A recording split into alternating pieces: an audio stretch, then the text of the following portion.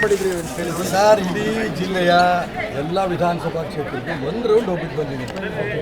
ಒಂದೊಂದೆಲ್ಲ ಕಾರ್ಯಕರ್ತರು, ಪ್ರಮುಖರು ಇವನ್ನೆಲ್ಲ ಭೇಟಿ ಮಾಡ್ಕೊಂಬಂದಿದ್ದೀನಿ.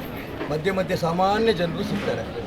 ನಾನು ಅವ್ರು ಭೇಟಿ ಮಾಡಿದ್ರು ಕೂಡ ಅವರಾಗಿ ಅವ್ರು ಬಂದು, ಸರ್ ಟಿ ವಿ ನೋಡಿದ್ದೀವಿ, ನಾವು ಪೇಪರ್ಗಳು ನೋಡಿದ್ದೀವಿ, ನಾವು ನಿಮ್ಮ ಜೊತೆ ನಿಂತ್ಕೋತೀವಿ, ಸರಿ ಖಂಡಿತ ಗೆಲ್ಲಿಸ್ತೀವಿ.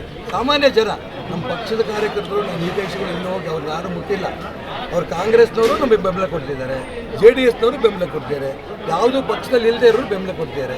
ಇದು ನಮ್ಮ ಜೀವನದಲ್ಲಿ ಇಷ್ಟೊಂದು ಬೆಂಬಲ ಸಿಗ್ತಾರೆ ನೋಡಿದ ಮೊದಲನೇ ವರ್ಷ. ಬಿಜೆಪಿಯ ಬಲದಿಂದಲೇ ನೀವು ಚುನಾವಣಾ ರಾಜಕೀಯ ಮಾಡಿದವರು, ಬಿಜೆಪಿಯ ಬೆಂಬಲ ಇಲ್ಲದೇನೆ ವ್ಯಕ್ತಿಗತವಾಗಿ ಚುನಾವಣಾ ಎದುರಿಸುವಷ್ಟು ಶಕ್ತಿ ಸಾಮರ್ಥ್ಯ ಇದೆ ಅಂತ ಕಾರ್ಯಕರ್ತರಲ್ಲಿ ಹೇಗೆ ವಿಶ್ವಾಸ ತುಂಬ್ತೀರಾ? BJPಯೇ ನನ್ನ ಜೊತೆಗಿದೆ. ಇಡೀ ಲೋಕಸಭಾ ಕ್ಷೇತ್ರದಲ್ಲಿ ಎಲ್ಲ ತಾಲೂಕಿನಲ್ಲೂ ಕೂಡ ಹಿಂದೆ ಇದ್ದಂಥ ಭಾರತೀಯ ಜನತಾ ಪಾರ್ಟಿ ನಾಯಕರುಗಳು, ಕಾರ್ಯಕರ್ತರು ನನ್ನ ಜೊತೆಗಿದ್ದಾರೆ. ನೋವು ಅನುಭವಿಸ್ತಾ ಇರೋರು ನಮ್ಮ ಜೊತೆಗಿದ್ದಾರೆ. ಅವರೆಲ್ಲರೂ BJP ಕಾರ್ಯಕರ್ತರೇ, BJP ಬಿಟ್ಟು ಹೋದವರಲ್ಲ. ಹಾಗಾಗಿ ಅವ್ರ ನೋವಿಗೆ ಧ್ವನಿಯಾಗಿ ನಾವು ಬಂದಿರೋದು ತುಂಬ ಸಂತೋಷ ಆಗಿದೆ. ಇಡೀ BJP ಶಿವಮೊಗ್ಗ ಲೋಕಸಭಾ ಕ್ಷೇತ್ರ ನನ್ನ ಜೊತೆಗೆ. ಸರ್, ಈಗ ಒಂದು ಕಡೆ ಹಣಬಲ, ಇನ್ನೊಂದು ಕಡೆ ಹಿಂದೂ ಮತದಾರರ ಜನಬಲ, ಇದರ ನಡುವೆ ಚುನಾವಣೆ ನಡೆಯುತ್ತಿದ್ದೇವೆ ಅಂತ ಹೇಳ್ತೀರಾ? ಸುಮ್ಮನೆ ಸ್ಟೇಟ್ಮೆಂಟ್ ಕೊಟ್ಟು ನಾನು ತೃಪ್ತಿ ಪಡಲ್ಲ.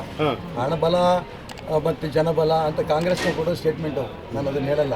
ಒಂದು ಸಿದ್ಧಾಂತಕ್ಕೋಸ್ಕರ ನಾನು ಹೋರಾಟ. ನನ್ನ ಪ್ರಶ್ನೆ ಏನಪ್ಪ ಅಂದರೆ, ಹಿಂದೂ ಮತದಾರರ ಜನಬಲ, ಅದೇ ಹೇಳ್ತಿರೋದು, ಸಿದ್ಧಾಂತಕ್ಕೋಸ್ಕರ, ಹಿಂದುತ್ವಕ್ಕೋಸ್ಕರ ಮಾಡ್ತಿರೋಂಥ ಹೋರಾಟ. ಬೇರೆ ಹಣ ಖರ್ಚು ಮಾಡ್ತಾರೋ, ಜಾತಿ ತರದಾರೋ ಅವ್ರು ಬಿಟ್ಟಿದ್ದು. ನನ್ನ ವಿಚಾರ ಸಿದ್ಧಾಂತ ಮತ್ತು ಹಿಂದುತ್ವ, ಇದನ್ನೇ ತಗೊಂಡು ನಾವು ಹೊರಡ್ತೀವಿ. ಸರ್, ಬಿಜೆಪಿ ನಾಯಕರು ಈ ಹಿಂದೆ ಮುಸ್ಲಿಂ ವೋಟ್ ಬೇಡ ಅಂತ ಹೇಳಿದರು.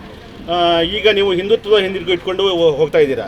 ನಿಮ್ಮ ಅಭಿಮಾನದ ಹಲವಾರು ಜನ ಮುಸ್ಲಿಂ ಮತದಾರರಿದ್ದಾರೆ. ಇದ್ರ ಬಗ್ಗೆ ಅವರು ಓಟು ಕೊಡದಿದ್ರೆ ಏನು ಮಾಡ್ತಾರೆ ಸರ್? ರಾಷ್ಟ್ರೀಯವಾದಿ ಮುಸಲ್ಮಾನರು ನಮಗೆ ಬೆಂಬಲ ಕೊಡ್ತಾರೆ, ಇದರಲ್ಲಿ ಯಾವ ಅನುಮಾನನೂ ಇಲ್ಲ. ಅದಕ್ಕೋಸ್ಕರ ಇವತ್ತು ನಾವು ರಾಷ್ಟ್ರಭಕ್ತದ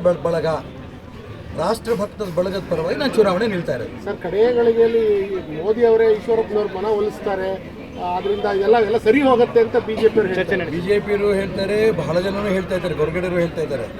ಆದರೆ ನಾನು ಮೋದಿಯವ್ರ ಮನಸ್ಸೇ ಒಪ್ಪಿಸ್ತೀನಿ. ನೀವು ಯಾವ ವಿಚಾರ ಇಡೀ ದೇಶದಲ್ಲಿ ಹೇಳ್ತಾ ಇದ್ದೀರಿ? ಕುಟುಂಬ ರಾಜಕಾರಣವನ್ನು ಮುಕ್ತ ಮಾಡಿ ದೇಶದಲ್ಲಿ ನೀವು ಹೇಳ್ತಾ ಇದ್ದೀರಿ. ರಾಜ್ಯದಲ್ಲಿ ಉಳಿಬೇಕಾ? BJPನಲ್ಲಿ ಕಾಂಗ್ರೆಸ್ಸಿನ ಸಂಸ್ಕೃತಿ ಕರ್ನಾಟಕ ರಾಜ್ಯದಲ್ಲಿ ಬಂದಿದೆಯೋ ಅಲ್ಲೋ, ಇದನ್ನ ನಾನು ಮುಕ್ತ ಮಾಡಕ್ಕೆ ಕೊಟ್ಟಿದ್ದೀನಿ. ನನಗೆ ಆಶೀರ್ವಾದ ಮಾಡಿ ಮೋದಿ ಕೇಳ್ತೀನಿ. ಸದಾನಂದ ಗೌಡರು ನಾನು ಪಕ್ಷದೊಳಗೆ ಇದ್ಕೊಂಡೇ BJPಯನ್ನು ಶುದ್ಧೀಕರಣ ಮಾಡ್ತೀನಿ ಅಂತಿದ್ದಾರೆ. ತಾವು ಭಿನ್ನವಾದ ನಿಲುವು ತಗೊಂಡಿದ್ದೀವಿ. ಸದಾನಂದ ಗೌಡರು ಹೇಳ್ತಾರೆ, ಇಡೀ ರಾಜ್ಯದಲ್ಲಿ ಚರ್ಚೆ ಆಗ್ತಾ ಇದೆ ಅವ್ರ ಮಾತು.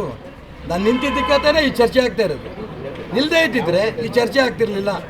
ಚರ್ಚೆ ಆಗಬೇಕು ಅಂತ ನಿಂತ್ಕೊಂಡಿದ್ದೀನಿ. ಚರ್ಚೆ ಅಷ್ಟೇ ಅಲ್ಲ, ಇದಕ್ಕೆ ಕುಟುಂಬ ರಾಜಕಾರಣಕ್ಕೆ, ಹಿಂದುತ್ವಕ್ಕೆ ಅನ್ಯಾಯ ಆಗ್ತಿರೋಂಥ ಸಂದರ್ಭದಲ್ಲಿ ಅನ್ಯಾಯಕ್ಕೊಳದಂಥ ಅನೇಕ ನಮ್ಮ ಕಾರ್ಯಕರ್ತರು ಹಿತೈಷಿಗಳಿರು. ಅವ್ರಿಗೆ ನ್ಯಾಯ ಕೊಡೋದಕ್ಕೋಸ್ಕರ ನಾವು ಹೋರಾಟ ಮಾಡ್ತೀವಿ. ಮತ್ತೆ ನಾನಲ್ಲ, ಇವ್ರಿಗೆ ಕಾಂತೇಶ್ ಅವ್ರಿಗೆ ಟಿಕೆಟ್ ತಪ್ಪಕ್ಕೆ ನಾನಲ್ಲ ಅಂತ ಪದೇ ಹೇಳ್ತಾರೆ.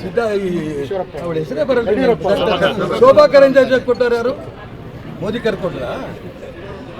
ಇಲ್ಲಿ ಸಾಮಾನ್ಯ ಕಾರ್ಯಕರ್ತರು ಗೋ ಬ್ಯಾಕ್ ಶೋಭಾ ಅಂದರು.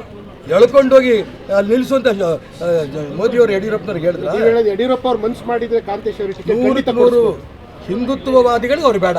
ಅಲ್ಲ ಸರ್, ಈಗ ನೀವು ಕುಟುಂಬ ರಾಜಕಾರಣದ ವಿರುದ್ಧ ರಾಜಕಾರಣ ಅಂತ ಹೇಳ್ತಿದ್ದೀರಾ. ನಿಮ್ಮ ಮಗನಿಗೆ ಟಿಕೆಟ್ ಕುಟುಂಬ ರಾಜಕಾರಣ ಆಗಲ್ಲ ಸರ್? ಈ ಪ್ರಶ್ನೆ ಬೇರೆ ಕೇಳಿದ್ರೆ ಚೆನ್ನಾಯ್ತು, ಪಾಪ ಜೋಶ ಇರಲಿಲ್ಲ. BJPನಲ್ಲಿ ಒಂದು ಮನೆಗೆ ಒಂದು ಸ್ಥಾನ, ಇದು ವ್ಯವಸ್ಥೆ. ನಾನು MLA ಆಗಿದ್ದಂಥ ಸಂದರ್ಭ ಇಡೀ ರಾಣಿಬೆನ್ನೂರು ಜನ ನಮ್ಮ ಮನೆಗೆ ಬಂದಿದ್ದರು.